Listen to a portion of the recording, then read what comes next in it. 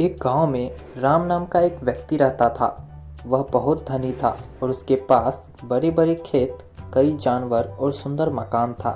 लेकिन फिर भी राम हमेशा चिंता में रहता था और उसे जीवन में कोई खुशी महसूस नहीं होती थी। उसने कई लोगों से सलाह ली, लेकिन कोई भी उसकी चिंता दूर नहीं कर सकता। एक दिन गांव में एक बुद्धिमान साधु आए। राम ने सोचा कि शायद यह साधु उसकी समस्या का हल बता सकता है। राम साधु के पास गया और उसने पूछा, मुझे सब कुछ मिलता है, फिर भी मुझे खुशी नहीं मिल रही, इसका कारण क्या है? साधु ने मुस्कुराते हुए कहा, तुम्हारी समस्या का हल बहुत सरल है, लेकिन पहले मुझे एक काम करने दो।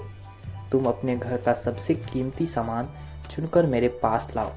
राम ने सोचा कि शायद साधु उसे उस कीमती सामान से छुटकारा दिलवाएंगे। उसने अपने घर का सबसे महंगा सोने का हार उठाया और साधु को दे दिया। साधु ने हार देखा और कहा, अब यह हार एक गरीब आदमी को दे दो। राम ने थोड़ा हिचकिचाते हुए गांव के एक गरीब आदमी को वह हार दे दिया। उस आदमी की आंखों में खुशी की चमक देखते ही राम को एक अजीब सी शांति महसूस हुई। वह पहली बार अपने दिल में सच्ची खुशी को अनुभव कर रहा था। राम साधु के पास वापस गया और कहा, आप सही थे, मैं आज पहली बार खुशी महसूस कर रहा हूँ, लेकिन इसका कारण क्या है? साधु ने समझाया, सच्ची खुशी सिर्फ लेने में नहीं बल्कि देने में है। जब तुमने किसी ज़रूरतमंद को अपनी संपत्ति का थोड़ा सा हिस्सा दिया, तब तुम्हें सच्ची खुशी मिली।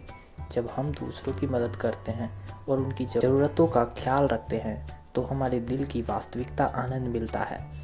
उस दिन से राम ने अपनी संपत्ति का एक हिस्सा ज़रूरतमंदों को साथ बांटना शुरू कर दिया।